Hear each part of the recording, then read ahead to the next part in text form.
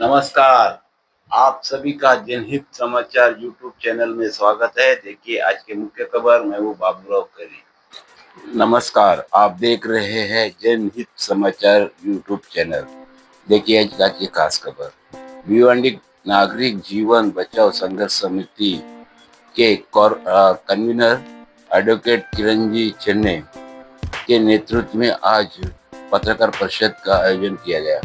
इस पत्रकार परिषद के अंदर भारतीय कम्युनिस्ट पार्टी, मार्क्सवादी पार्टी के सुनील चौहान और बहुत सारे लोग उपस्थित थे। एडवोकेट किरणजी चन्ने जी ने कहा कि भिवंडी के अंदर हर जगह पे गड्ढे और इस गड्ढे से जनता परेशान है। तो ये रोड बनाने के लिए करोड़ों रुपया खर्चा किया जाता है, लेकिन उसमें भ्रष्टाचार की वजह से हर जगह पे गड्ढों का साम्राज्य उपस्थित है। कहीं नारी पलटी होता है तो कहीं जीवित हानि होती है। तो इसी के संदर्भ में भिवंडी नागरिक जीवित बचाओ संघर्ष समिति की स्थापना की। उस संगठन के समिति के माध्यम से हर संगठन, हर पार्टियों को आह्वान किया गया है कि इस समिति के अंदर उपस्थित रहकर सारे लोग मिलकर इस भ्रष्टाचार के खिलाफ, रोड के अंदर जो भ्रष्टाचार हुआ है उसके खिलाफ में संघर्ष करने की अपील की। अब देखिए भिवंडी कोर्ट बार काउंसिल के अध्यक्ष एडवोकेट किरणजी चन्ने क्या कहते हैं, सुनिए।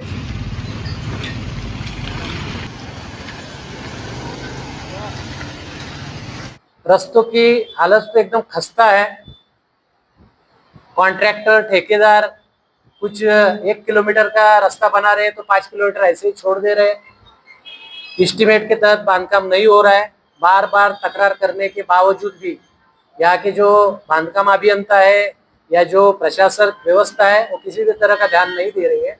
और सबसे बड़ा मसला है कि यहाँ का जो ट्रैफिक ऑफिस है, यहाँ के जो ट्रैफिक इंचार्ज, चाहे ग्रामीण के हो या चाहे सिटी के हो, इनका किसी भी तरह का जो एक नियोजन होना चाहिए, एक प्री प्लान होना चाहिए, वो प्री प्लान का अभाव हमको यहाँ दिखाई देता है।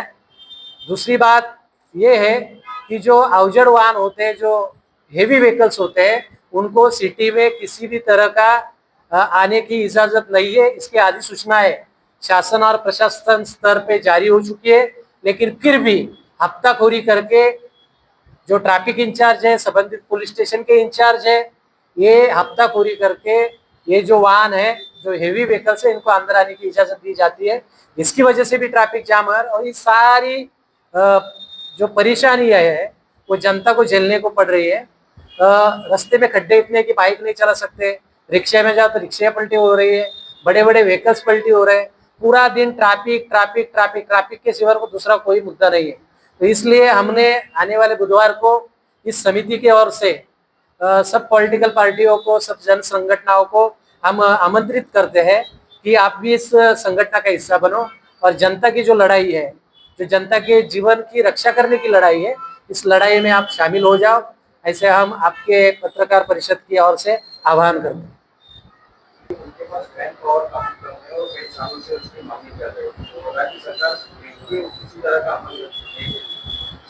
देखो, जो मैन पावर है वो अवेलेबल करना जनता का काम नहीं है, ये शासन और प्रशासन का काम है।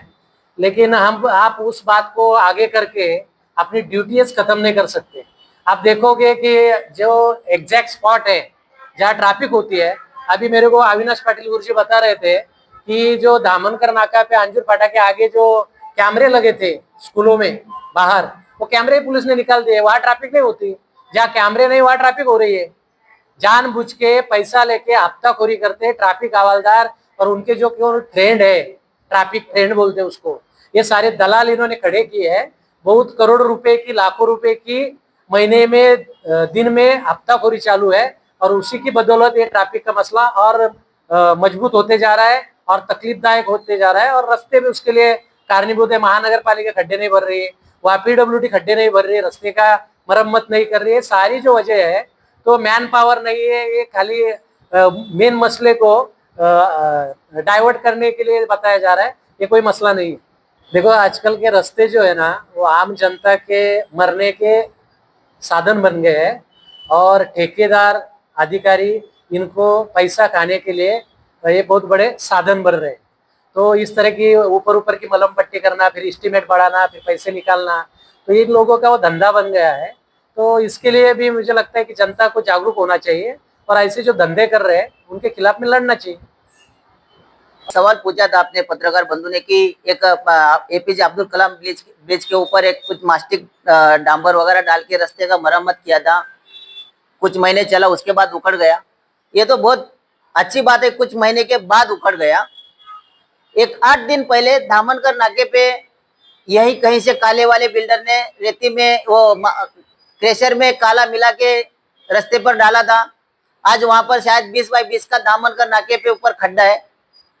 उसके बाद वो बीएनएन कॉलेज तक डाला था, पूरे के पूरे खड्डे हैं।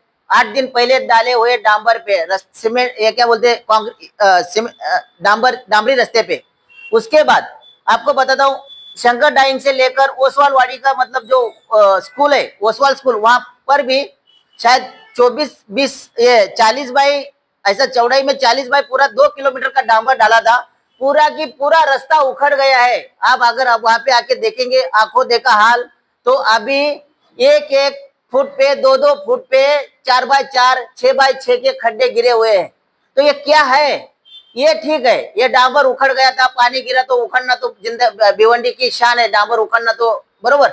लेकिन उसके बाद बोलता हूँ आपको, ये सीमेंट कंक्रीट का रास्ता ठेकेदार अभी तक बनाते बनाते हनुमान मंदिर कामतगढ़ ताड़ारी पे पहुंचा, लेकिन कामतगढ़ में पहुंचा, लेकिन ताड़ारी से लेके कामतगढ़ तक पूरा पूरा रास्ता, मतलब एक 7 जगह का मैंने स्पॉट निकाल के रखा है, 7 जगह पे 2-2 इंच का रास्ता नीचे गया है सीमेंट कंक्रीट का। इसको बोलने वाला कौन है? ये क्यों होता है ऐसा? ये जो ठेकेदार है, ठेकेदार को तो मैं बोलता हूं कि तुम्हारा काम है ऐसा ही काम करना, लेकिन जो अभियंता है वो कहाँ है? मैं हमेशा बोलता हूँ कि ये सब जो है ना, बागड़ बिल्ले, करप्शन से पैदा हुए गंदी नाली के कीड़े हैं ये सब की सब, और इन्होंने भिवंडी को तहस नहस कर डाला है। इसके लिए आवाज उठाना बहुत जरूरी है, बहुत जरूरी है। वे जाने माने बागड़ बिल्ले देखेंगे जो 5-5 बार चुन के आए हैं, वो एक भी भिवंडी शहर में रहता नहीं, एक भी भिवंडी शहर में रहता नहीं। आमदार का जो काम है वो आमदार पूरी तरह से निभा नहीं रहा है। हालांकि नगर सेवक, चलो तुम्हारी पावर लैप्स हो गई है, आमदार की पावर तो जिंदा है। आमदार भी शहर के बारे में है ना। आमदार हमारे पूर्व और पश्चिम आमदार इसके लिए बनाए गए थे ताकि ये शहर का बंटवारा होके विकास हो जाए। किसका विकास हो गया? इसके लिए मैं बोलता हूं कि हमने जो आंदोलन का लिया है उसके लिए समर्थन है हमारा किरण चन्ने साहब को। आज के लिए बस इतने ही। कल फिर मिलेंगे नए खबर के साथ। हमारे चैनल को पहली दफा देख रहे हैं तो सब्सक्राइब और लाइक कीजिए। वीडियो कैसा लगा उस पर कमेंट जरूर कीजिए। अगर वीडियो अच्छा लगे तो मित्रों के साथ शेयर कीजिए। हमारे चैनल के वीडियो आपने पूरा देखा, इसके लिए धन्यवाद। जय हिंद, जय महाराष्ट्र।